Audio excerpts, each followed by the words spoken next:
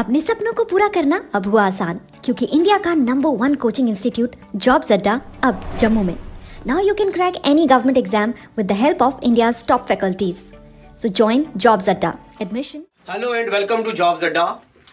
बच्चे लोगों, आप सब बच्चे बोलते थे रोजाना हम कश्मीर से हैं, हम कश्मीर के बच्चे जलंधर में काम कर रहे हैं, हम कश्मीर का बच्चा. कोई एक बार मुझे फोन आया, मैं बांग्लादेश में हूँ, कश्मीर से हूँ, बट मैं भी तैयारी कर रहा हूँ एग्जाम की.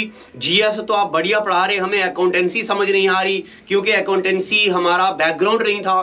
तो बैकग्राउंड हो ना हो कोई परवाह नहीं है. आज हम आपके लिए जॉब्स अड्डा के इस प्लेटफॉर्म पे ला रहे हैं जम्मू कश्मीर का नंबर 1 अकाउंट का टीचर हितेश कुमार.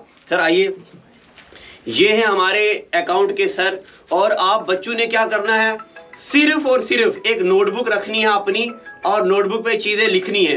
कोई किताब की जरूरत नहीं. MCQs पूरा A to Z कंटेंट आपको जॉब्स अड्डा के इस प्लेटफॉर्म से मिलेगा.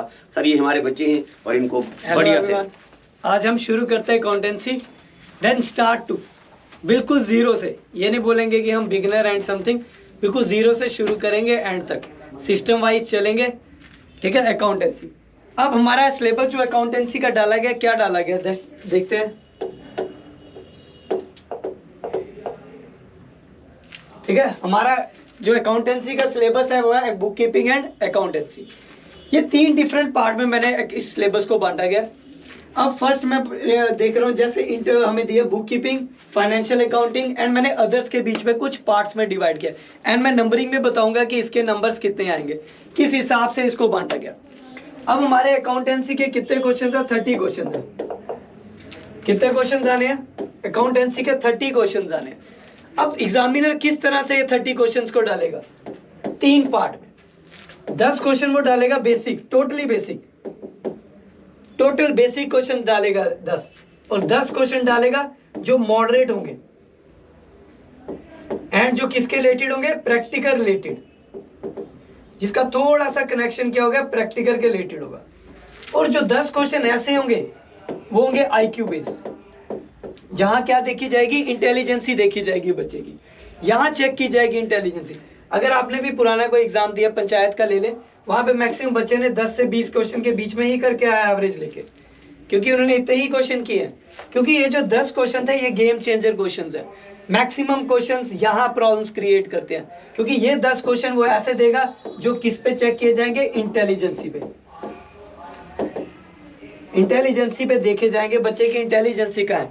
अगर ये क्वेश्चन जो पास करेगा देन वो यहाँ पे नंबर क्रिएट इजीली कर पाएगा. अब मैंने बांटा गया जो अकाउंटेंसी का सिलेबस बांटा है, इस पार्ट में बांटा है book keeping, financial accounting and others के बीच में मैंने. अब ये जो बुक कीपिंग का पार्ट है, बुक कीपिंग में था introduction, voucher, accounting equation, ledger, journal ledger, trial balance, cash book. अब हमारे सिलेबस में नॉन कैश बुक नहीं है, सिर्फ कैश बुक था, नॉन कैश नहीं है. बट यहाँ मैं थोड़ा सा पार्ट इसको भी डिस्कस करूंगा, क्योंकि मेरे को लग रहा है यहाँ से क्वेश्चन पुट ऑन हो सकता है. फिर उसके बाद BRS and single entry system. ये पूरा पार्ट है बुक कीपिंग का. किसका? बुक कीपिंग का पार्ट है. और ये अराउंड 13 मार्क्स का सिलेबस में आएगा. 13 मार्क्स यहाँ से क्रिएट करेंगे. फिर उसके बाद नेक्स्ट पार्ट में मैंने बांटा financial accounting and partnership. Financial accounting and partnership में क्या है? Financial statement and management also. Financial management का भी पार्ट जोड़ा गया, क्योंकि बच्चों प्रिपेयर करते हैं ओनली स्टेटमेंट, वो मैनेजमेंट का पार्ट छोड़ देते हैं. But financial statement and management, trading, profit and loss, balance sheet and last one is partnership. इसको मैंने फाइनेंशियल अकाउंटिंग एंड पार्टनरशिप को जोड़ा है इसके बीच में, इनके बीच में. और ये पार्ट है आपका अराउंड 9 to 10 मार्क का. 9 to 10 मार्क का है. अगर हम 10 यहाँ पे ले रहे हैं, देन 13 यहाँ पे ले रहे हैं, टोटल हो गया 23 और 7 मार्क्स का ये पार्ट है, ओनली 7 मार्क का. इस पे क्या? PFMS एंड जो नया पार्ट एड ऑन किया IFMS, Indian financial management system, then financial and social audit, taxation, cost management, जो बजटरी कंट्रोल का छोटा सा पार्ट एड ऑन किया, cost accounting and development in accounting. Development in accounting मतलब accounts की जड़ कहाँ से शुरू किया गया, किस हिसाब से शुरू किया. इसमें ये 7 पार्ट का, ये 10 पार्ट का ले ले, और ये 13 पार्ट का, टोटल मिला के हो गया 30 मार्क्स का पूरा. 30 मार्क्स का. इसको मैं 10 मार्क का लेता हूँ, इसको मैं 10 मार्क का ले रहा हूँ. तो यहाँ पे कितना है 13, 10, 23 एंड 7, 30 मार्क का पूरा सिलेबस बन गया आपका। और किस तरह हमने इसको डिस्कस करना है वो हम जस्ट शुरू कर रहे हैं। आपको बस इतना ध्यान है, फोकस नहीं खोना, ये कुछ भी नहीं है, बिल्कुल नॉर्मल है अकाउंटेंसी, इतना पजल होने की जरूरत नहीं है। ये मत सोचो अकाउंटेंसी बड़ा डिफिकल्ट, बहुत बड़ा पता नहीं कौन सी नई आफत आ गई हुई है। बिगिनर के लिए कोई भी हो, यहाँ तक कि कॉमर्स वाला भी यहाँ से और बेटर सीख के जाएगा। कभी भी ये मत सोचना कि अकाउंटेंसी में जो कॉमर्स वाले हैं वो हाई नंबर ले जाएंगे, कुछ हाई नहीं जाता है, ठीक है, क्योंकि सभी को पता है क्या पढ़ा हुआ है बैकग्राउंड, क्योंकि बैकग्राउंड अभी भी किसी ने डीप नॉलेज रखी नहीं है, वही बुक्स एंड रट्टा मार के चले हुए हैं। देन अभी ये शुरुआत हम करेंगे, बिगिनर, हर बच्चा बिगिनर है यहाँ पे, तो बिगिनिंग से शुरू करेंगे। देन कुछ भी नहीं अकाउंटेंसी आपके सामने करेंगे, देखो कितना मजा आएगा और कैसे इजीली हम उसको कर पाएंगे। अब ये अकाउंटिंग है क्या, अकाउंट्स का क्यों बना एंड क्यों, देखो जब अकाउंट्स की शुरुआत हुई देन बिजनेस से शुरू किया गया। अब हमने एक चीज समझी हुई, एक चीज सभी ने यहाँ पे देखी हुई है, ठीक है, सभी ने एक चीज का नाम सुना हुआ है, जैसे बार्टर सिस्टम का। बार्टर सिस्टम का नाम सबने सुना हुआ है। बार्टर सिस्टम होता क्या था, exchange of goods, exchange of goods. Barter system में क्या होता है, जब मनी की डेवलपमेंट नहीं हुई थी तो क्या करते थे, किसी चीज के बदले एक्सचेंज करा लेते थे। जैसे किसी को पल्सेस की जरूरत है, वो राइस से या कुछ समथिंग करके चेंज कर लेता था, जिसको जिस चीज की जरूरत होती थी। सेम चीज बिजनेस में आया, यहाँ से आइडिया बिजनेस में आया हुआ। क्या होता है, क्योंकि मनी की डेवलपमेंट नहीं थी, देन वो क्या करते थे, गुड्स को एक्सचेंज करके गुजारा करते थे। फिर जब मनी की डेवलपमेंट होगी, फिर गुड्स को किससे एक्सचेंज किया जाता था, exchange of money, exchange of money. फिर क्या करना हुआ कि हर चीज की एक पर्टिकुलर वैल्यू बन गई, हर एक चीज की, जैसे कोई पेन है उसकी 10 रुपए 15 रुपए, हर एक चीज की एक फिक्स्ड वैल्यू बन गई। देन उस चीज को किससे रिलेट, मतलब किससे एक्सचेंज करना हुआ, रिलेटेड टू मनी, क्योंकि उससे क्या हुआ, हर चीज की एक फिक्स्ड वैल्यू आ गई। फिर हम चलेंगे कि अकाउंटेंसी शुरू किसने किया, शुरुआत किसने की, देन उससे चलेंगे अभी हम। सबसे पहला इसका आ गया main father of accounting. Father of accounting कौन हो गया, लुका पेसोली। लुका पेसोली ने 1494 में इस्टेब्लिश किया अकाउंटिंग को, और इसने किसको इस्टेब्लिश किया, डबल एंट्री को। किसको इस्टेब्लिश किया, डबल एंट्री सिस्टम को। डबल एंट्री को कब शुरू किया, 1494। ये जब शुरुआत की लुका पेसोलिया ने, इसने एक आइडिया लाया, और ये फादर ऑफ अकाउंटिंग, इसने क्या किया, एक बुक पब्लिश की थी। देन वो हम डेवलपमेंट ऑफ अकाउंटिंग में थोड़ा उसको ओवरव्यू करेंगे। देन अभी इतना समझ लें कब लाया गया, 1494 में। किसने लाया, लुका पेसोली ने। अब पेपर में पजल करने के लिए वो क्या देगा, यहाँ तो मैंने लिखा जस्ट फादर ऑफ अकाउंटिंग। अब एग्जामिनर को एक चीज पता है भाई, एग्जाम पहले एक चीज समझ लो, एग्जामिनर क्या है, वो एडवांस है, उसने किसी भी तरह बच्चे को कंफ्यूज करना है, देन बच्चे ने कंफ्यूज नहीं होना है। वो अगर आपने पढ़ा यहाँ फादर ऑफ अकाउंटिंग, हर बच्चे ने रट लिया फादर ऑफ अकाउंटिंग, वो हो सकता है ये लिख दे father of book keeping, father of book keeping लिख सकता है, फादर ऑफ फाइनेंशियल अकाउंटिंग लिख सकता है, कुछ भी लिख सकता है। बस आपने देखा वो किसकी बात कर रहा है, फादर की। चाहे बुक कीपिंग है, फाइनेंशियल अकाउंटिंग, कुछ भी लिखा आपने, क्या नाम आ जाएगा उसका, लुका पेसोली। कब शुरू किया, 1494 में। 1494 में उसने शुरू किया गया। देन इसके बाद आ गया इसका अकाउंट्स का रूट कहां से निकला, रूट कॉज मतलब जड़ कहां से थी। Root cause by accounting is stewardship accounting. Stewardship accounting है क्या, इसने क्या किया, रूल्स फॉलो कराया, कुछ एक्स्ट्रा आइटम्स के साथ नई चीजें लेके आया अकाउंटिंग में, उसका नाम था स्टीवर्डशिप अकाउंटिंग। अब स्टीवर्डशिप का मतलब क्या होता है, स्टीवर्डशिप का मतलब होता है हेड। Stewardship means head. जब अकाउंटिंग का हेड सही तरह से यूटिलाइज किया गया, देन हम बोल सकते हैं स्टीवर्डशिप अकाउंटिंग का root cause by accounting. Accounting का रूट कहां से लिया गया, स्टीवर्डशिप अकाउंटिंग से। अब यहाँ पे दो सबसे इंपॉर्टेंट क्वेश्चन, और ये वाला क्वेश्चन पंचायत के एग्जाम में आ चुका है, पेपर में देखेंगे वहां पे पंचायत के एग्जाम में आया था, रूट कॉज बाय अकाउंटिंग। उसका आंसर था स्टीवर्डशिप अकाउंटिंग। अब इस बार मैं बोलता हूँ गारंटी से ये वाले फादर ऑफ अकाउंटिंग क्वेश्चन आने के ज्यादा चांसेस है। और कब लाया गया? 1494 में, जब क्या हुआ, ट्रेड का व्यापार ज्यादा बढ़ चुका था। देन लुका पेसोलिया ने एक कंसेप्ट लाया डबल एंट्री सिस्टम का। डबल एंट्री सिस्टम इज दो DR and C, debit and credits के रूल्स जब लाए 1494 में, वो लाया लुका पेसोली ने। फिर यहाँ से क्या हुआ, एक अलग इसको टॉपिक डाला गया, अकाउंटिंग का अलग से बांटा गया 1494 में। अब इसके बाद आ गया अकाउंटिंग है क्या। शुरुआत करते हैं अब अकाउंटिंग का, जस्ट इंट्रोडक्शन से शुरू करेंगे, हम सिस्टम वाइज चलेंगे, ठीक है। इंट्रोडक्शन, देन वाउचर वगैरह जितने भी आगे टॉपिक आएंगे सिस्टम वाइज, हर चीज का एक दूसरे से कनेक्शन बना के चलेंगे, उल्टे रास्ते से नहीं चलेंगे टेढ़े मेढ़े, ठीक है। कभी ये पार्टनरशिप पकड़ लिया बीच में, कभी सोशल ऑडिट पकड़ लिया, सिस्टम वाइज चलेंगे, जिससे क्या होगा, बच्चे की तैयारी उतनी अच्छी होगी। अब देखेंगे पहले अकाउंटिंग है क्या। मैंने कहा अकाउंटिंग इज बिजनेस। जब भी बिजनेस को रिकॉर्ड करने की बात आती है देन अकाउंटिंग शुरुआत हुई थी। यहाँ पे अकाउंटिंग है क्या, systematic recorded presentation of the financial activities of the business enterprise. अब यहाँ पे क्या बोल रहा है, बिजनेस में कुछ भी रिकॉर्ड करने को उसको क्या बोलते हैं, उसको किस में रिकॉर्ड किया जाता है, अकाउंटिंग में। उसको क्या बोलते हैं, अकाउंटिंग। एक सिस्टमैटिक वे में जो प्रेजेंट किया जाएगा बिजनेस एंटरप्राइज को, उसको क्या बोलेंगे, अकाउंटिंग। अब बात यहाँ पे आती है, एग्जाम में क्वेश्चन है अकाउंटिंग मींस डैश, वहां पे इतने कंफ्यूजिंग से क्वेश्चन ऑप्शन देता है, आपको लगता है और मैक्सिमम ऑल ऑफ दिस करके आंसर आ जाता है, बड़ा कंफ्यूज कर देता है वो वहां पे, क्योंकि हमें लगता है इस पे तीनों आंसर आएंगे, बट आपको कैसे पहचानना है, सिंपल वे में। यहां मैंने बोला systematic recorded presentation of the financial activities of the business enterprise. अब यहाँ पे मैंने बोला फाइनेंशियल एक्टिविटीज, फाइनेंशियल एक्टिविटीज मतलब जो बिजनेस के रिलेटेड।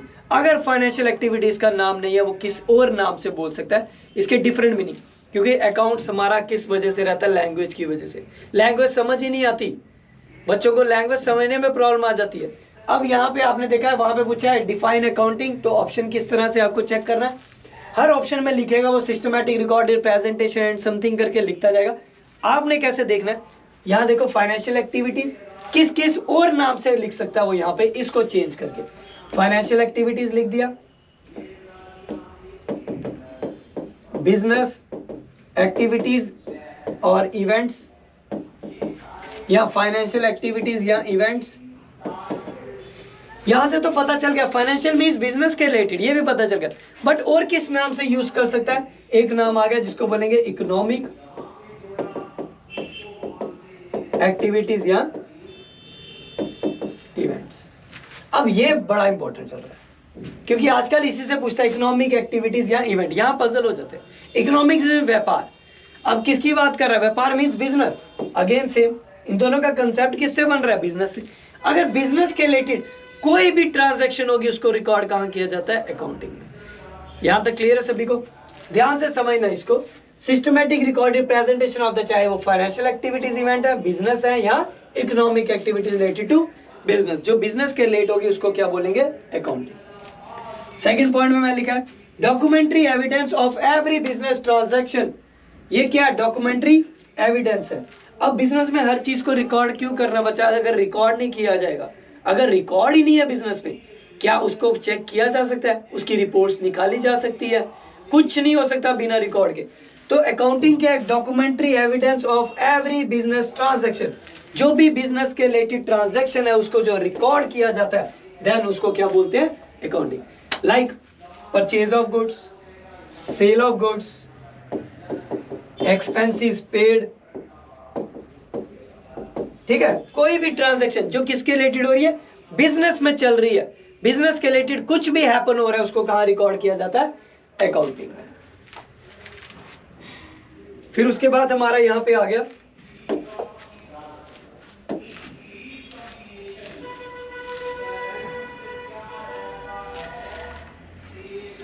उसके बाद हमारा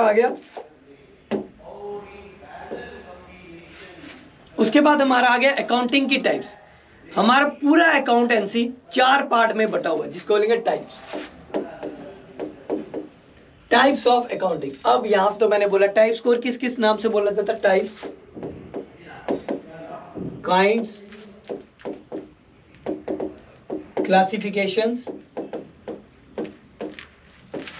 group and branches also.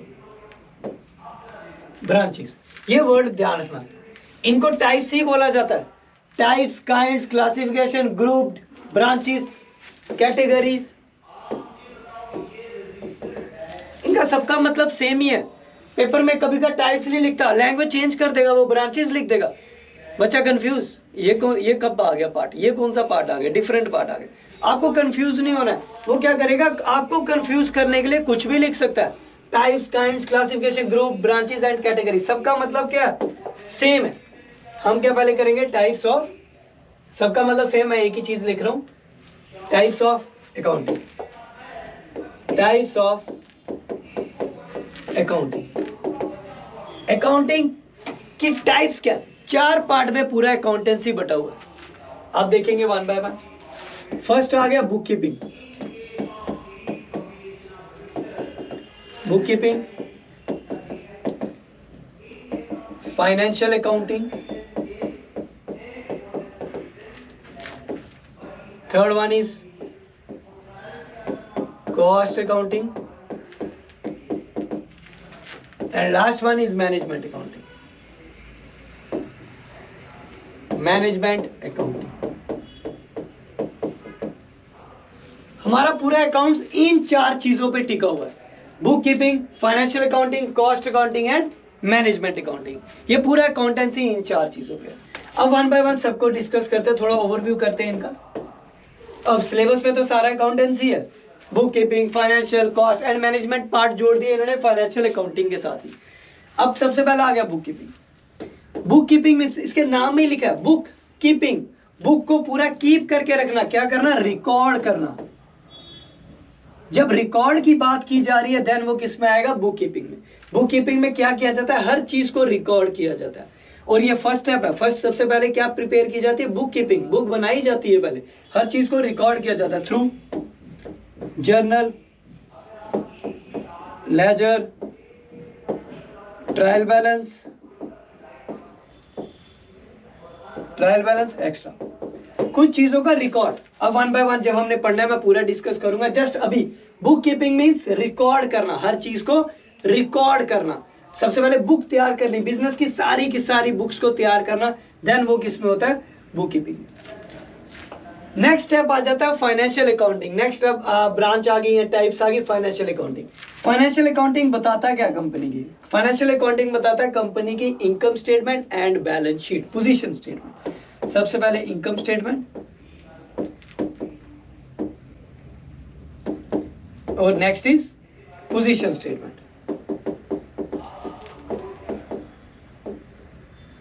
Financial accounting बताता है क्या, कंपनी की इनकम एंड पोजीशन क्या चल. अब इनकम स्टेटमेंट कंपनी की क्या बताती है, कंपनी को कितना प्रॉफिट हो रहा है या कितना लॉस हो रहा है. पोजीशन स्टेटमेंट क्या बताएगी, कंपनी का कितना प्रॉफिट है और कितना लॉस हो रहा है. और पोजीशन स्टेटमेंट क्या बताएगी, कंपनी की balance sheet.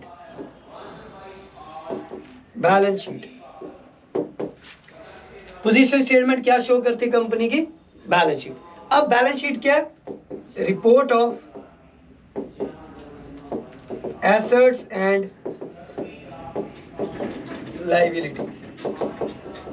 Report of assets and liability. अब एसेट क्या होता है, कंपनी की प्रॉपर्टी, कंपनी की प्रॉपर्टी कितनी है. और लायबिलिटी मींस उधार, डेट्स. डेट बोलो या बोरिंग्स.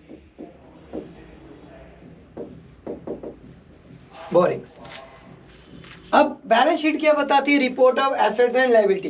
कंपनी की अपनी प्रॉपर्टी कितनी है और लायबिलिटी, पैसा चुकाने वाला कितना है, वो क्या बताती है, बैलेंस शीट. अब यहाँ पे मैंने पढ़ा बुक कीपिंग में क्या था, हर चीज का रिकॉर्ड होता है. ये रिकॉर्ड हेल्प करेगा यहाँ पे कंपनी को इनकम स्टेटमेंट और पोजीशन स्टेटमेंट बनाने में, कि कंपनी को कितना प्रॉफिट हो रहा है, कितना लॉस हो रहा है. पोजीशन स्टेटमेंट क्या शो कर रही है, कंपनी की प्रॉपर्टी कितनी है और कंपनी का डेट्स कितना है, उधार चुकाने वाला कितना है. इन दोनों को किस पे रिप्रेजेंट करेगा, बैलेंस शीट में. अब इसका इंपॉर्टेंट क्वेश्चन, यहाँ पे साथ साथ मैं इंपॉर्टेंट क्वेश्चन डिस्कस करूंगा. आपको पूछा जाएगा position statement shows dash. Position statement क्या शो करती है, बैलेंस शीट. क्या शो करती है, बैलेंस शीट. अब वो क्या पोजीशन स्टेटमेंट देगा, इसके डिफरेंट नेम भी यूज करेगा. आपको मैं इसका डिफरेंट नेम भी बता देता हूं। देन पोजीशन स्टेटमेंट को और किस नाम से बोला जाता है? पोजीशन स्टेटमेंट लिखता है वो आपका health and wealth of business, health and wealth of business, health and wealth of business. Business की सेहत और उसका पैसा किस पे टिका हुआ है? Balance sheet. पोजीशन स्टेटमेंट क्या शो करती है? बिजनेस की balance sheet, health and wealth of business. अगर क्वेश्चन आया आपका, ये बड़ा इंपॉर्टेंट है, काफी ज्यादा इंपॉर्टेंट क्वेश्चन है। देखो आपका अकाउंटेंसी का जो पेपर हो रहा है वो नेट के एग्जाम से भी क्वेश्चन लिए जाते हैं, जो नेट का कॉमर्स का एग्जाम होता है। देन सीपीटी के basic question, common proficiency test जो सीए का एंट्रेंस लेवल का टेस्ट होता है, वहां से भी क्वेश्चन उठाए जाते हैं। और एक और एग्जाम होता है बीएसएनएल जेएओ जूनियर ऑडिट ऑफिसर का, वहां से भी थोड़े क्वेश्चन उठाए जाते हैं। तो ध्यान रखना इसको। वहां पे नाम चेंज कर रहे हैं, वो क्या कर रहे हैं? लैंग्वेज को चेंज कर रहे हैं। बैलेंस शीट बोल रहे हैं पोजीशन स्टेटमेंट को, तो पोजीशन स्टेटमेंट आल्सो नोन है health and wealth of business, मतलब कंपनी की सेहत और उसका पैसा किस पे टिका हुआ है? इस बैलेंस शीट पे, इस पोजीशन स्टेटमेंट पे। तो इस तरह से वो क्या करेगा? टर्म को चेंज कर देगा, कुछ भी लिख सकता है यहाँ पे। मैंने बोला फर्स्ट बुक कीपिंग क्या है? रिकॉर्ड्स। फाइनेंशियल स्टेटमेंट में क्या शो करता है? प्रॉफिट कितना हो रहा है और उसकी पोजीशन कितनी है, ये याद रखना। Health and wealth, different name use करेगा। देन उसके बाद आपका हो गया कॉस्ट अकाउंटिंग। नेक्स्ट आ गया कॉस्ट अकाउंटिंग। अब कॉस्ट अकाउंटिंग किस पे डील करता है? कॉस्ट अकाउंटिंग डील्स विद, ये इंपॉर्टेंट है, ध्यान से देखना, deals with cost of production, deals with cost of production. अब कॉस्ट अकाउंटिंग किस पे डील करता है? कॉस्ट ऑफ प्रोडक्शन में। किस पे डील करता है? कॉस्ट ऑफ प्रोडक्शन में। आपको क्वेश्चन पता है क्या आएगा एग्जाम में अगर आया इसके related? Dash deals with cost of production. Cost of production में डील कौन करता है? Cost accounting. कौन डील करता है? Cost accounting. लिखा है deals with cost of production. Production की कॉस्ट को कौन डील करता है? Cost accounting. यहां ध्यान रखना, बड़ा इंपॉर्टेंट क्वेश्चन है। Dash deals with cost of cost accounting, तो कॉस्ट अकाउंटिंग को कौन डील करता है? Deals with cost of production. इस तरह से क्वेश्चन आ जाएगा और ये आया भी है क्वेश्चन, ठीक है, नेट के एग्जाम में पूछा गया। Dash deals with cost of production. Cost of production को मतलब प्रोडक्ट की कॉस्ट, यहां तक रॉ मटेरियल से लेके सेल तक जितनी भी कॉस्ट यूज हो रही है, जितनी भी कॉस्ट डिफरेंट लेवल से निकल के उसको कहां पे यूज किया जाता है? कॉस्ट अकाउंटिंग में। किसमें यूज किया जाता है? कॉस्ट अकाउंटिंग में। इस तरह से कॉस्ट अकाउंटिंग का पार्ट बांटा गया। First book keeping, financial accounting, cost accounting and last one is management accounting. अब मैनेजमेंट अकाउंटिंग है क्या? देखो साथ साथ स्क्रीनशॉट ले लेना आप लोग, क्योंकि बीच में मेरे पास स्पेस के अकॉर्डिंग में बार बार बीच में रब करना पड़ता है। आप थोड़ा स्क्रीनशॉट साथ साथ लेते जाए, ठीक है। अब मैनेजमेंट अकाउंटिंग क्या हो गया? साथ ही बड़ा इंपॉर्टेंट इसका, यहां मैंने बोला deals with cost of production. अब यहां पे आएगा मैनेजमेंट अकाउंटिंग है। मैनेजमेंट अकाउंटिंग में डिसीजन मेकिंग, कंपनी के सारे डिसीजंस कौन लेता है? मैनेजमेंट। मैनेजमेंट मींस जो वहां काम कर रही है, टॉप टू लो जितना भी स्टाफ काम कर रहा है, क्योंकि सारे डिसीजंस कौन लेता है? डिसीजन मेकर किसको बोलते हैं? मैनेजमेंट अकाउंटिंग को। एग्जाम में क्वेश्चन आएगा डैश मेकिंग द डिसीजंस, तो answer is management accounting. Who makes the decision? Who is the decision maker? Management accounting. And या फिर पूछ लेगा management accounting is dash, management accounting take all the decisions of the management. पूरे accounts के decisions कौन लेता है? Management accounting. किस तरह से देखो, अगर बुक कीपिंग का रिकॉर्ड करेगा कौन करेगा?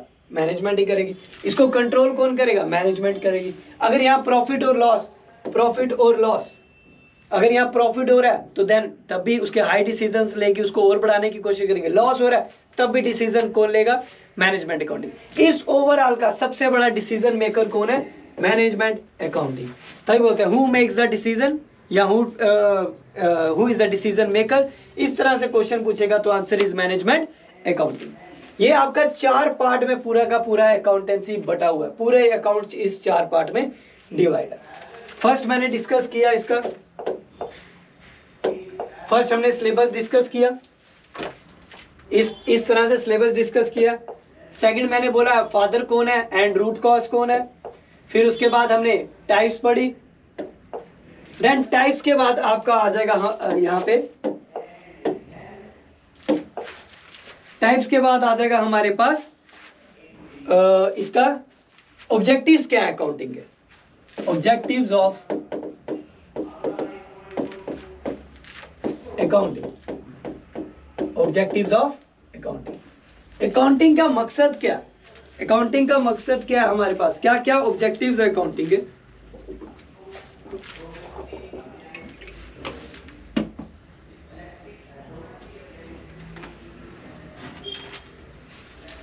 अकाउंटिंग है क्या, सबसे पहले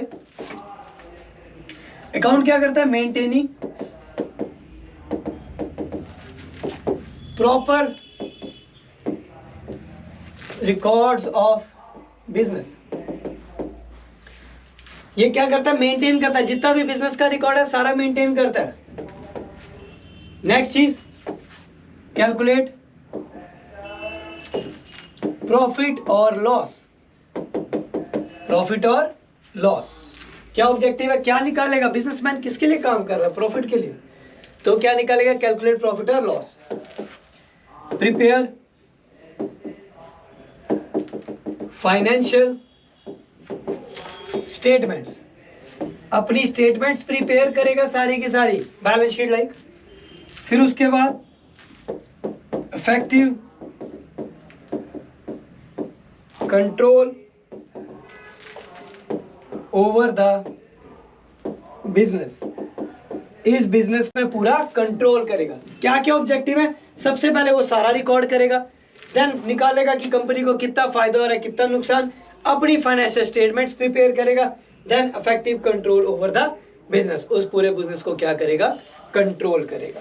ये चार ऑब्जेक्टिव है, चार के चार ऑब्जेक्टिव में पूरा अकाउंटेंसी डिस्कस किया गया। ठीक है, चार ऑब्जेक्टिव में पूरा अकाउंटेंसी डिस्कस किया गया। अब उसके बाद हम पढ़ेंगे बेसिक टर्म्स, क्या क्या टर्म्स। अब कुछ हम टर्म डिस्कस करेंगे, काफ़ी ज़्यादा टर्म्स है, मैंने उसको बांटा गया ताकि हमारी टर्म्स अगर यहाँ से अच्छे से करेंगे, अच्छे से पढ़ के चलेंगे, देन आगे परेशानी नहीं होगी। ये टर्म्स क्या करेगी, रास्ता खोलेगी अकाउंटेंसी का पूरा, हर चीज़ को, एक एंट्रीज को, हर एक ट्रांजैक्शन को, हर एक पॉइंट को समझने के लिए बहुत हेल्प करेगी। अब किस तरह से हम वन बाय वन टर्म्स चलेंगे। बेसिक टर्म्स,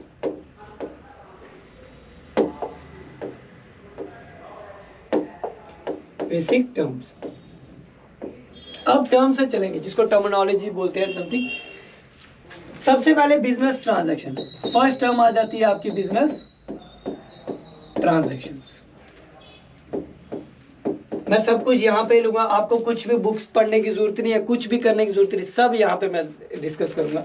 सबसे पहली टर्म आ जाती है बिजनेस ट्रांजैक्शन, कुछ मेरे पास 28-29 ट्रांजैक्शंस हैं, देन उसको सॉल्व करेंगे।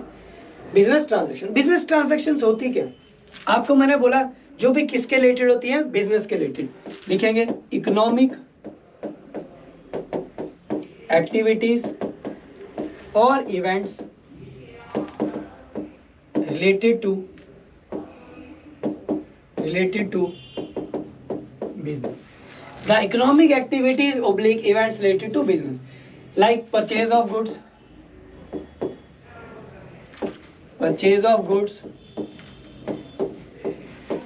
Sales of goods.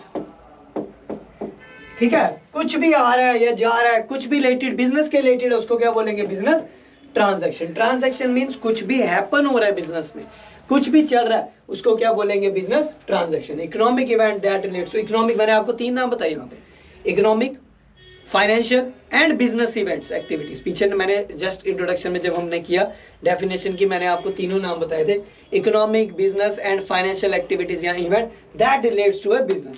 बिजनेस में चाहे सामान आ रहा है, जा रहा है, एक्सपेंस पे कर रहे हैं, इनकम जा रही है, कुछ भी जो बिजनेस के रिलेटेड है, उसको क्या बोलते हैं, बिजनेस ट्रांजैक्शन, उसको क्या बोलते हैं, बिजनेस ट्रांजैक्शंस। स्क्रीनशॉट साथ साथ लेते रहना इसका।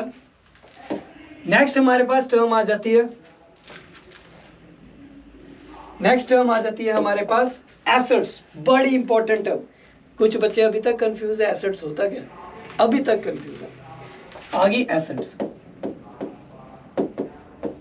अब एसेट्स क्या है? एसेट्स को नॉर्मल बोलते हैं प्रॉपर्टी।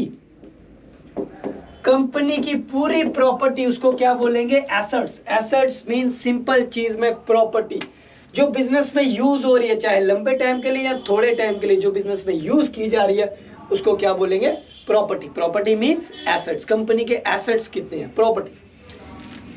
अब एसेट्स होते हैं, कुछ टाइप होती है इनकी एसेट्स की। सबसे पहले करेंगे फिक्स्ड एसेट्स।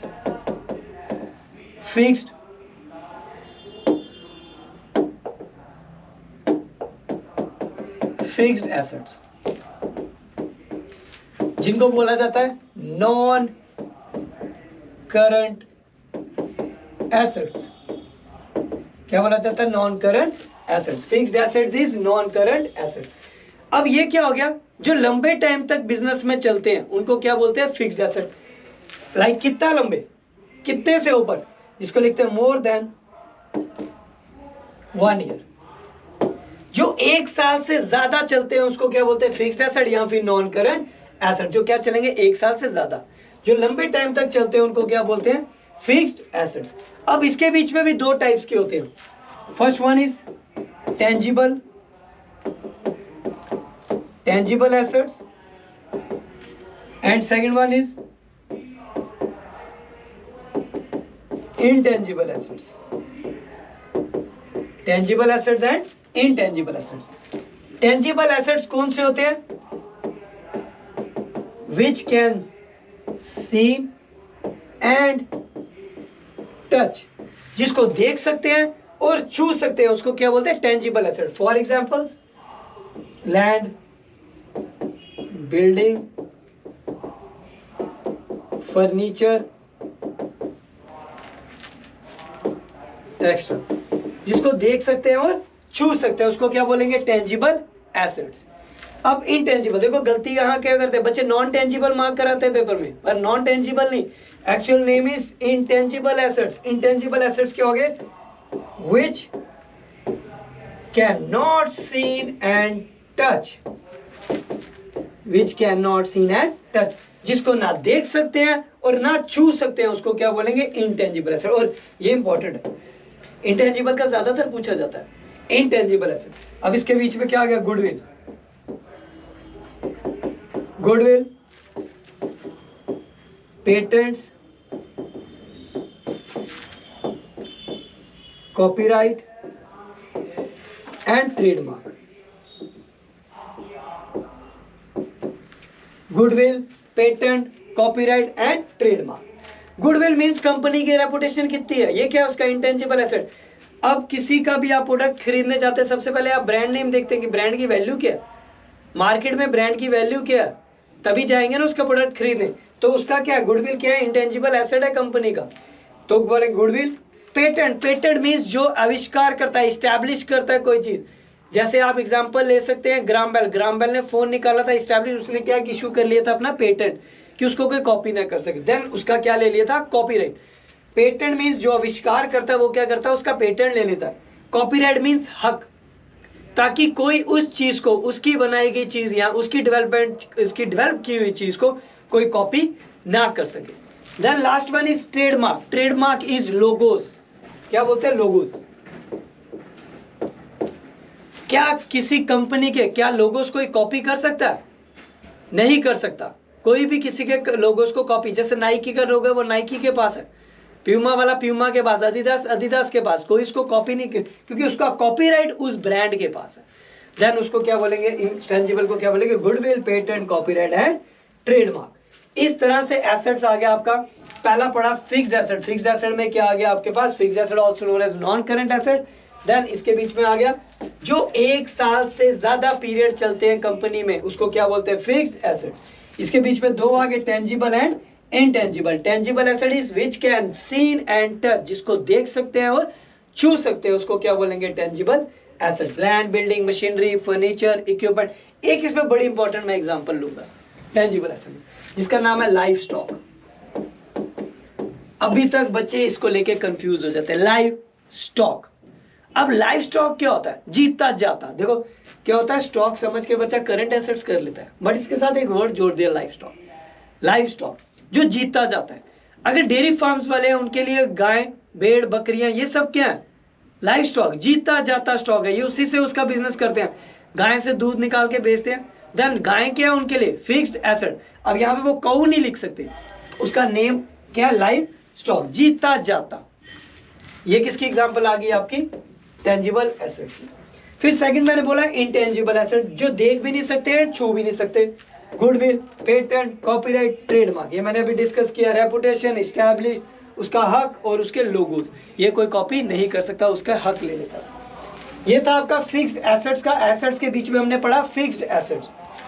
लायबिलिटी मींस उधार। इसके बीच में फर्स्ट आ गया नॉन करंट लायबिलिटी, जिसको लॉन्ग टर्म लायबिलिटी बोलते हैं, जिनका पीरियड क्या होता है? 1 साल से ज्यादा का। कौन सा पैसा जो 1 साल के बाद लंबे टाइम तक चुकाने वाला है, उसको क्या बोलेंगे? Non current liability. Non current liability. फिर इसमें एग्जांपल है लोन फ्रॉम बैंक, लोन लिया गया, मॉर्गेज किया, ये सब क्या आ जाएगा इसके बीच में? Long term. फिर इसकी सेकंड टाइप हमने पढ़ी करंट लायबिलिटी, जिसको क्या बोलते हैं? Short term liabilities. Short term means जो 1 साल के अंदर अंदर पैसा चुकाना है, उसको क्या बोलेंगे? Short term liability. इसके बीच में आ गया bank overdraft, creditors, outstanding expense. ये किसकी एग्जांपल्स है? ये एग्जांपल आपकी आ गई current liability, short term liabilities की। देन इसके बाद हम करेंगे नेक्स्ट टर्म हमारे पास आ गई है इसकी फाइनेंशियल स्टेटमेंट्स।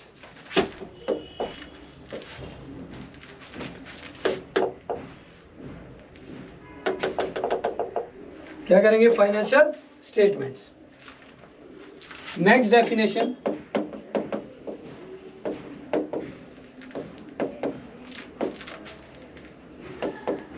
Financial statements. जो गुड्स खरीदे जाएंगे, गुड्स खरीदे जाएंगे, उसको आगे बेचा जाएगा। एक ओनर, जो बिजनेसमैन गुड्स क्यों खरीदेगा? ताकि उसको आगे बेच पाए, चाहे वो रॉ मटेरियल की फॉर्म है या फिनिश गुड्स की फॉर्म है। गुड्स परचेज्ड इन रॉ मटेरियल और फिनिश गुड्स, या रॉ मटेरियल की फॉर्म में या फिनिश गुड्स की फॉर्म में फॉर सेल। या तो रॉ मटेरियल के फॉर्म में खरीदेगा या फिनिश गुड्स की फॉर्म में, किसके लिए? आगे सेल के लिए, आगे बेचने के लिए। उसको क्या बोलेंगे? परचेज। परचेज कब कंप्लीट होता है? जो आगे गुड्स खरीद के आगे बेचे जा रहे हैं और उससे प्रॉफिट कमाया जा रहा है, उसको क्या बोलेंगे? परचेजेस। क्या बोलेंगे? परचेजेस। नेक्स्ट डेफिनेशन आती है आपकी सेल्स। सेल्स, सेल मीन्स जो गुड्स खरीदे थे, बिजनेस में गुड्स खरीदे थे, उसको आगे बेच दिया गया, बिजनेस से चले गए, उसको क्या बोलेंगे? सेल्स। लिखेंगे आर्टिकल्स या प्रोडक्ट या कमोडिटी। आर्टिकल्स, या इसको सिंपल इस तरह से लिख लें, the ultimate end of goods purchased, of goods purchase. जो गुड्स खरीदे गए थे उसको अल्टीमेट एंड हो गया, वो कंपनी से चले गए, तो वो क्या हो गया? Sales. The ultimate end of the goods purchase. जो गुड्स खरीदे थे उसको आगे बेच दिया गया, वो कंपनी से चले गए, उसको क्या बोलेंगे? Sales. The ultimate end of the goods purchase. जो गुड्स खरीदे थे उसने आगे बेच दिए गए, तो उसको क्या बोलेंगे? सेल्स। अब नेक्स्ट आ जाती है हमारे पास रिटर्न्स। अब परचेज पड़ा, सेल पड़ा, अब उनकी रिटर्न्स भी, जिसका होता है purchase return. Purchase return means इसका अदर नेम बड़ा इंपॉर्टेंट है, उसको कैसे समझाया जाएगा ध्यान से देखना, जिसको बोलते हैं रिटर्न आउटवर्ड। ध्यान से सुन लेना इसको, रिटर्न आउटवर्ड। हमने एक डेफिनेशन पढ़ी जिसको बोलते हैं परचेज, पढ़ी। परचेज मींस गुड्स कंपनी के पास आए हैं, गुड्स परचेज मींस गुड्स खरीदे गए, कंपनी के पास आए। अगर ये पसंद नहीं है या कुछ डिफेक्टिव है, इसको क्या कर दिया? रिटर्न कर दिया। मतलब कंपनी से चले गए, तो क्या आएगा? आउटवर्ड की ओर चले गए। क्या हो गया? परचेज मींस गुड्स खरीदे हैं, आउटवर्ड मींस चले गए हैं, कंपनी से। परचेज रिटर्न का नाम से सिंपल पता चल रहा है कि परचेज को रिटर्न किया। अब ये रिटर्न आउटवर्ड जो इसका डिफरेंट मीनिंग है, डिफरेंट नेम है, मीनिंग सेम, डिफरेंट नेम आ जाता है। इसको किस तरह से देखना है, परचेज मीन्स गुड्स कंपनी के पास आए, आउटवर्ड मीन्स कंपनी से चले गए, क्योंकि तभी बना ना परचेज रिटर्न, तभी उसकी सेंस बनी। परचेज जो परचेज किए गए थे वो रिटर्न, आपने कुछ मार्केट से खरीदते हैं, आपको पहले आप ले लेते हैं, अगर पसंद नहीं आप उसको क्या करते हैं, रिटर्न कर देते हैं, तो उसका क्या था, रिटर्न आउटवर्ड, आपसे चले गए, आउटवर्ड की ओर चले गए, देन क्या बोलेंगे, purchase return is also known as return outward. अब इसको लिखेंगे क्या, रिटर्न आउटवर्ड या purchase return means part of purchase of goods return to seller. किसको रिटर्न कर दिया, सेलर को, जिससे हमने कंपनी ने खरीदे थे उसको क्या कर दिया, उस पार्ट, परचेज का पार्ट को क्या कर दिया, रिटर्न, तो उसको क्या बोलेंगे, रिटर्न आउटवर्ड। क्या बोलेंगे, रिटर्न आउटवर्ड। नेक्स्ट डेफिनेशन आती है सेल्स रिटर्न। सेल्स रिटर्न, इसका दूसरा नाम रिटर्न इनवर्ड्स, रिटर्न इनवर्ड्स। अब यहां पे था purchase return, other name is return outward, यहां क्या सेल्स रिटर्न, या जिसको बोलेंगे रिटर्न इनवर्ड। अब इसको मैं कनेक्ट करता हूं, हमने एक डेफिनेशन पढ़ी सेल्स। सेल्स मींस कंपनी से सामान चला गया। अगर आप किसी को, जैसे आपने किसी को फोन बेच दिया, फोन बेचा है किसी को, आपसे फोन चला गया, अगर उसको पसंद नहीं आया, उसने वापस कर दिया, तो क्या आएगा, सेल्स रिटर्न, जो सेल किया हुआ सामान वापस आ गया, वापस आ गया मतलब इनवर्ड्स की ओर। कौन सी रिटर्न, जो आपके पास वापस आ गया, इनवर्ड्स। सेल मींस सामान चला गया, the ultimate end of the goods purchase, ये लिखा था। अब वो सामान वापस आ गया तो कंपनी के पास इनवर्ड्स की ओर आ गया, वापस आ गया, उसको क्या बोलेंगे, sales return. Part of sales of goods which is returned by customer। उस कस्टमर ने क्या किया, वो सामान को वापस कर दिया। आपने जो गुड्स बेचे थे, बिजनेसमैन ने जो गुड्स बेचे, उस गुड्स को वापस आ गया, देन उसको क्या बोलेंगे, सेल्स रिटर्न या रिटर्न इनवर्ड्स। क्या बोलेंगे, सेल्स रिटर्न या सेल्स रिटर्न इनवर्ड। ये आ गई।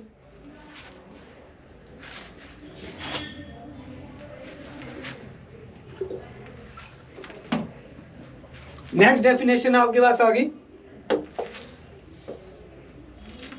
नेक्स्ट डेफिनेशन आपके पास आ गई, stock. Stock is also known as inventories. इसको क्या बोला जाता है, inventory. Stock is also known as inventories, inventory भी बोला जाता है इनको। देखो हमने गुड्स पढ़ा, गुड्स मीन्स जब प्रोडक्ट खरीद के आगे बेचा जा रहा है उसको बोलेंगे। स्टॉक तीन टाइप का होता है, तीन टाइप में बटा हुआ है। First, raw material. तीन फॉर्म में स्टॉक बटा है, raw material, semi finished and finished, finished goods.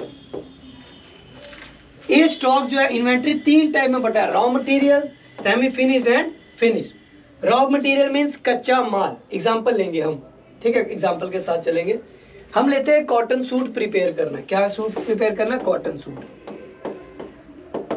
Cotton suit prepare करना। रॉ मटेरियल में इसके लिए क्या चाहिए, कॉटन,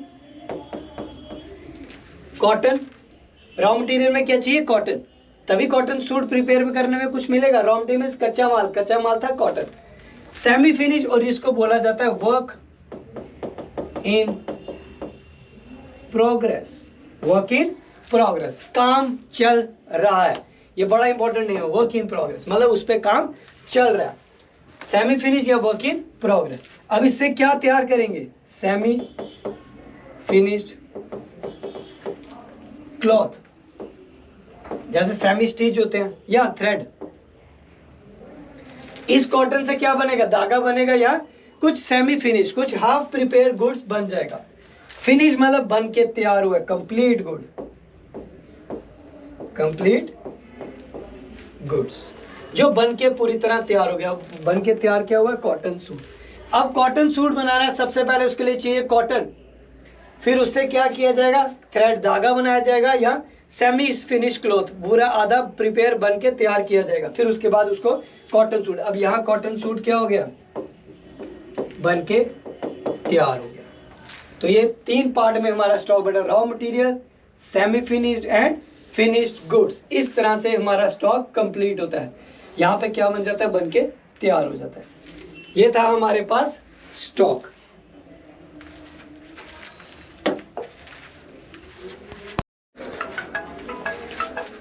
अब डेफिनेशन आ रही है हमारे पास नेक्स्ट, फाइनेंशियल स्टेटमेंट। अब फाइनेंशियल स्टेटमेंट के हमने फाइनेंशियल अकाउंटिंग भी पढ़ा, ब्रांचेस ऑफ अकाउंटिंग के बीच में फाइनेंशियल स्टेट अकाउंटिंग पढ़ा, ठीक है। अब आ रही इसकी डेफिनेशन, फाइनेंशियल स्टेटमेंट होता क्या। सबसे इंपॉर्टेंट क्वेश्चन इसका कि ये प्रिपेयर कब की जाती है। क्वेश्चन आ जाता है कि फाइनेंशियल स्टेटमेंट प्रिपेयर डैश पे कब आती है? At end of accounting year. इसको ध्यान रखना, accounting year, at end of accounting year. Financial statements को प्रिपेयर कब किया जाता है? कब प्रिपेयर की जाती है? At end of accounting year. ये वर्ड याद रखना, पेपर में गलतियां क्या होती है, बच्चे लेते हैं at end of financial year, but नहीं, क्योंकि वो देखते हैं यहाँ फाइनेंशियल का नाम है, देन यहाँ पे भी फाइनेंशियल ले जाते हैं, बट नहीं, फाइनेंशियल ईयर नहीं आता है, यहाँ पे आ जाता है कब प्रिपेयर की जाती है? Accounting year. अब डिफरेंस क्या है? What is year, accounting year and financial year, इन तीनों में डिफरेंस क्या है? डिफरेंस ये है, अब बोले ईयर जिसको हम कैलेंडर ईयर बोलते हैं, then financial year and last one is accounting year. अब इन तीनों में डिफरेंस क्या है? कैलेंडर ईयर होता है जनवरी टू दिसंबर, जनवरी टू दिसंबर, जो जनवरी में शुरू होता है दिसंबर में खत्म होता है। फाइनेंशियल ईयर मतलब क्या होता है? अप्रैल टू मार्च, जो अप्रैल में शुरू होता है देन मार्च में खत्म होता है। ये किसके अकॉर्डिंग होता है? ये गवर्नमेंट के अकॉर्डिंग होता है।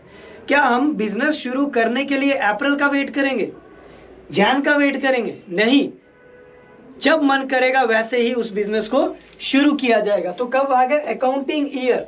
अकाउंटिंग ईयर में जब बिजनेस शुरू किया गया। एग्जांपल ले लेते हैं हमने बिजनेस को शुरू किया अक्टूबर में जाके, किसी ने बिजनेस को शुरू किया अक्टूबर में, इसका सेशन कब खत्म होगा? नेक्स्ट ईयर सितंबर में जाके, नेक्स्ट ईयर सितंबर में जाके। कंडीशन क्या है इसमें? 12 महीने का ईयर है ना, ईयर मीन्स 12 मंथ। अब 12 महीने का पीरियड है बिजनेस शुरू। अगर मैंने इमेजिन ले लेता हूं मैंने जुलाई में बिजनेस शुरू किया गया, तो ये नेक्स्ट ईयर जून में जाके खत्म होगा। 1 साल कंप्लीट, 1 साल कंप्लीट होने वाला। अब हम बिजनेस शुरू करने के लिए फाइनेंशियल ईयर मीन्स अप्रैल का वेट करेंगे? किसी का मई निकल गया, जून निकल गया, क्या वो अगले साल अप्रैल का वेट करेगा? नहीं, वो जब बिजनेस शुरू करेगा। मैंने बोला एग्जांपल, मैं बोलता हूँ फैब में शुरू किया मैंने, नेक्स्ट ईयर जैन में जाके खत्म होगा उसका 1 साल, उसको क्या बोलेंगे? Accounting year. क्या बोलेंगे? Accounting year. जब शुरू किया गया उसका 1 साल 12 महीने पीरियड खत्म होने के बाद जो खत्म होगा देन उसको बोलेंगे अकाउंटिंग ईयर, अकाउंटिंग ईयर। अब यहां मैंने बोला फाइनेंशियल स्टेटमेंट्स कब प्रिपेयर की जाती है? फाइनेंशियल स्टेटमेंट प्रिपेयर की जाती है at the end of accounting year. Accounting year मैंने भी समझा दिया पूरा क्या होता है। उसके बाद इसमें क्या बनाई जाती है? Income statement.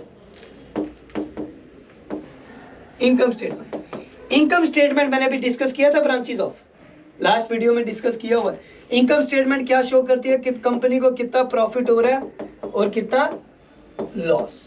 प्रॉफिट और लॉस वो कहां से निकाला जाता है? इनकम स्टेटमेंट से। सेकंड चीज आ गई इसमें पोजीशन स्टेटमेंट।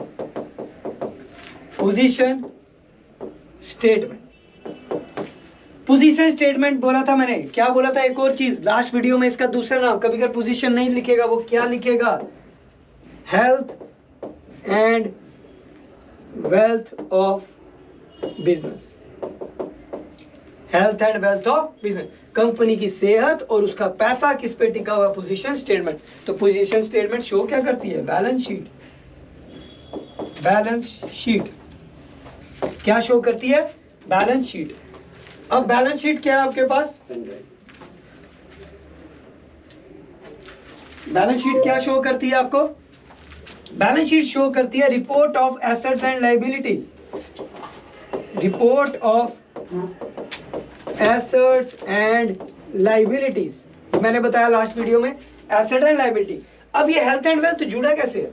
कंपनी की सेहत किस पे टिकी है? उसकी लायबिलिटी पे। लायबिलिटी ज्यादा होगी, सेहत खराब, क्योंकि लायबिलिटी में उधार चुकाने वाला, अगर उधार ही बढ़ता जाएगा उसकी सेहत खराब। वेल्थ मीन्स पैसा, प्रॉपर्टी। कंपनी, वेल्थ क्या होता है? प्रॉपर्टी, पैसा। अब पैसा उसके बाद जितना होगा, अगर उसकी सेहत और पैसा सही है तो उसका बिजनेस सही जा रहा है। तो वो क्या बताती है? उसकी पोजीशन स्टेटमेंट। यहां तक सभी को क्लियर है? फाइनेंशियल स्टेटमेंट एंड में प्रिपेयर की जाती है, इसमें कंपनी निकालती है फायदा कितना हो रहा है, नुकसान कितना है, और एक और चीज इसमें निकालती है कि कंपनी की फाइनेंशियल पोजीशन क्या, पोजीशन स्टेटमेंट क्या है। फिर नेक्स्ट आपके पास डेफिनेशन आ जाती है हमारे पास अकाउंटिंग इक्वेशन। इसमें बहुत बड़ा टॉपिक भी है, अकाउंटिंग इक्वेशन बड़ा इंपॉर्टेंट टॉपिक है, फाइनेंशियल स्टेटमेंट में भी है। हम क्या कर रहे हैं, वन बाय वन सभी के पहले ओवरव्यू करने के लिए उसकी डेफिनेशंस को पढ़ रहे हैं। नेक्स्ट आ गया अकाउंटिंग इक्वेशन। अकाउंटिंग इक्वेशन, अब अकाउंटिंग इक्वेशन क्या है? हमारा अकाउंट्स की इक्वेशन क्या, तीन चीजों पे टिका हुआ है।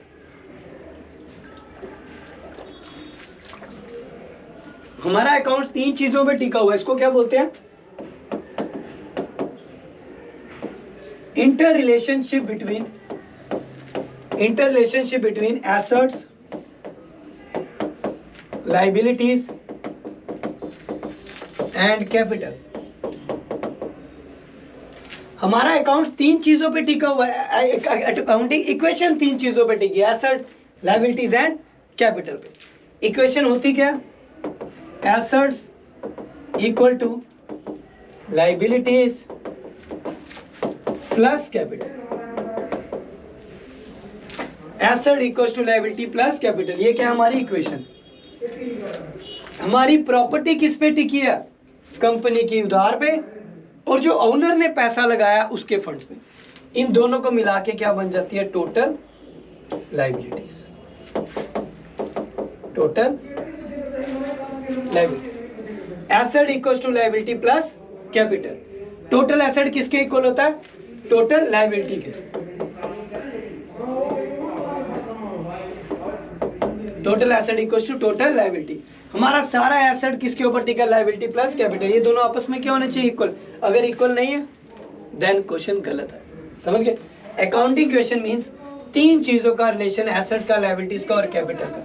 Total asset equal to total liability, liability plus capital. इस पे पूरा का पूरा टिका हुआ है हमारा। एसेट किसके इक्वल होते हैं? Liability plus capital. ये हमारी अकाउंटिंग इक्वेशन है, ठीक है। नेक्स्ट डेफिनेशन आ जाती है आपकी, नेक्स्ट डेफिनेशन आ जाती है हमारे पास अकाउंटिंग इक्वेशन के बाद, गुड्स। गुड्स, गुड्स क्या चीज है? अब देखो गुड्स को मैं पहले बता देता हूँ गुड्स क्या। अगर आप लोग कुछ मार्केट से खरीदते हैं, वो अपने काम के लिए खरीदते हैं। बिजनेस के पॉइंट ऑफ व्यू से सोचा जाएगा, हम गुड्स क्यों खरीदेंगे, मार्केट से क्यों सामान खरीदेंगे? ताकि उसको आगे बेच पाए, ताकि उसको आगे बेच पाए। गुड्स क्यों खरीदेगा एक दुकानदार? ताकि वो उसको आगे बेच के उससे प्रॉफिट कमा पाए। Good means articles, article means product या गुड्स। आप आर्टिकल बोलो या प्रोडक्ट बोलो।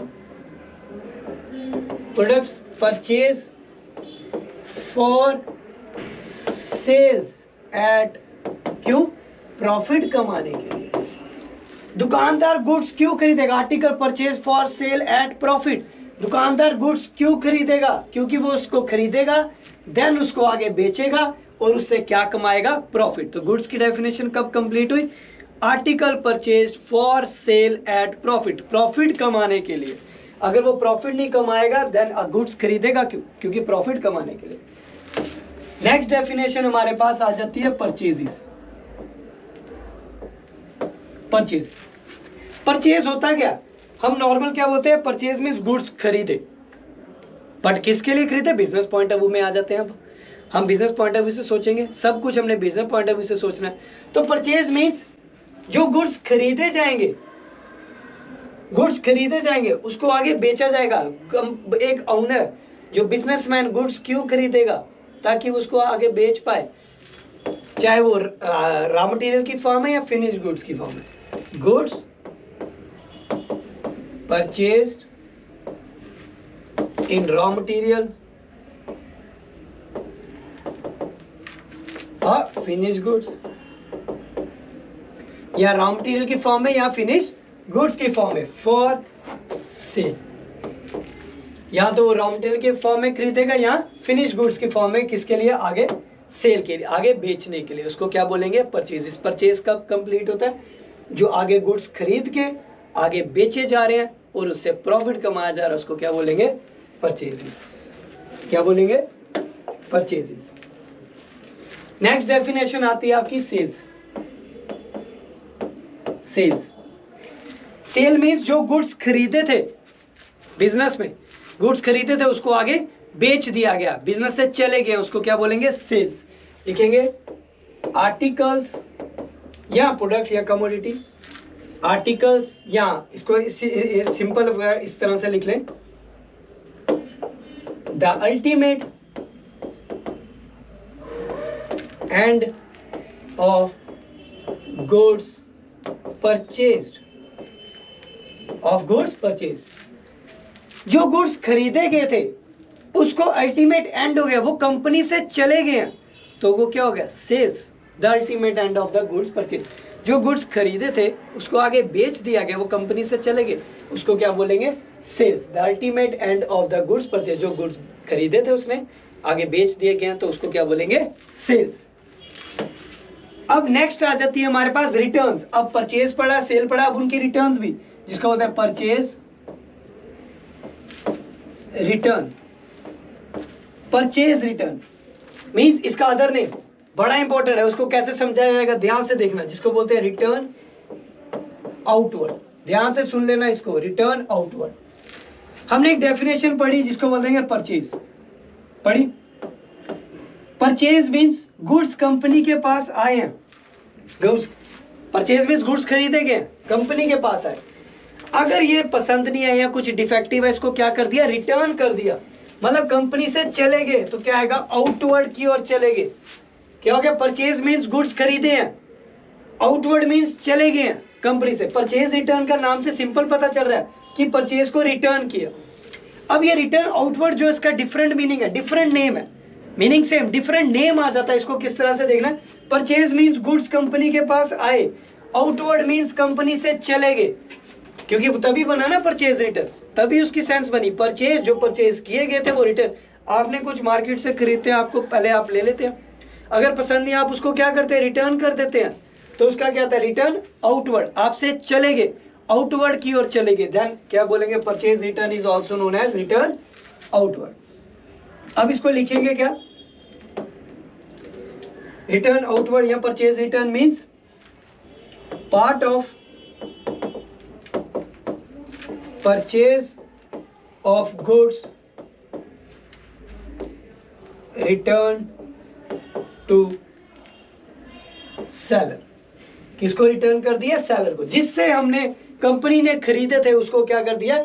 उस पार्ट, परचेज का पार्ट को क्या कर दिया? रिटर्न। तो उसको क्या बोलेंगे? Return outward. क्या बोलेंगे? Return outward. नेक्स्ट डेफिनेशन आती है सेल्स रिटर्न। सेल्स रिटर्न, इसका दूसरा नाम रिटर्न इनवर्ड्स। Return inwards. अब यहां पे था purchase return, other name is return outward. यहां क्या? सेल्स रिटर्न, या जिसको बोलेंगे रिटर्न इनवर्ड। अब इसको मैं कनेक्ट करता हूं। हमने एक डेफिनेशन पढ़ी सेल्स। सेल्स मींस कंपनी से सामान चला गया। अगर आप किसी को, जैसे आपने किसी को फोन बेच दिया, फोन बेचा किसी को, आपसे फोन चला गया, अगर उसको पसंद नहीं आया, उसने वापस कर दिया, तो क्या आएगा? Sales return. जो सेल किया हुआ सामान वापस आ गया, वापस आ गया मतलब इनवर्ड्स की ओर। कौन सी रिटर्न? जो आपके पास वापस आ गया, इनवर्ड्स। सेल मींस सामान चला गया, the ultimate end of the goods purchase, ये लिखा था। अब वो सामान वापस आ गया तो कंपनी के पास इनवर्ड्स की ओर आ गया, वापस आ गया, उसको क्या बोलेंगे? Sales return. Part of sales of goods which is returned by customer। उस कस्टमर ने क्या किया? वो सामान को वापस कर दिया। आपने जो गुड्स बेचे थे, बिजनेसमैन ने जो गुड्स बेचे, उस गुड्स को वापस आ गया, देन उसको क्या बोलेंगे? सेल्स रिटर्न या रिटर्न इनवर्ड्स। क्या बोलेंगे, सेल्स रिटर्न या सेल्स रिटर्न इनवर्ड। ये आ गई।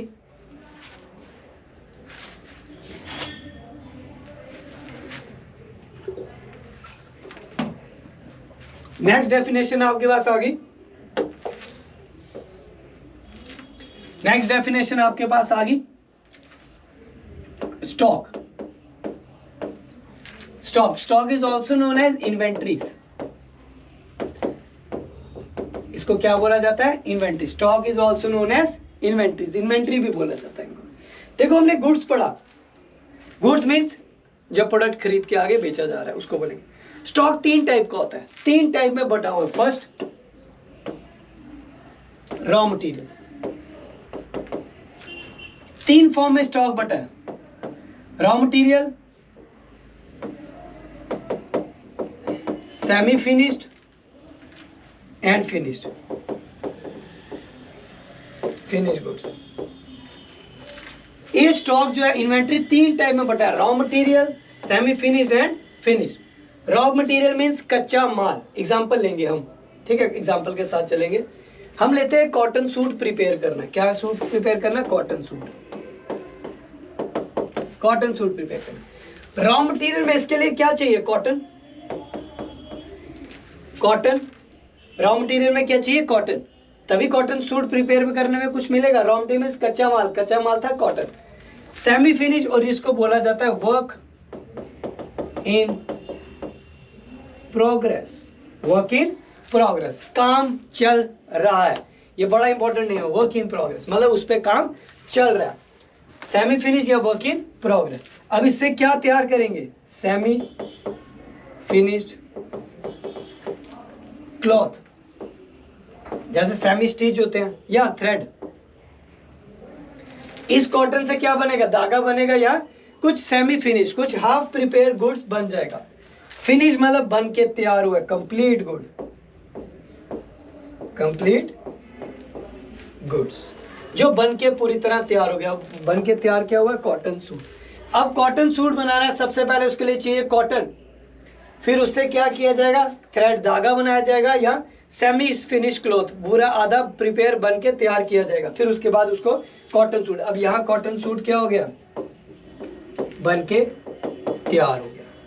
तो ये 3 पार्ट में हमारा स्टॉक बटा, raw material, semi finished and finished goods. इस तरह से हमारा स्टॉक कंप्लीट होता है। यहाँ पे क्या बन जाता है, बन के तैयार हो जाता है। ये था हमारे पास स्टॉक।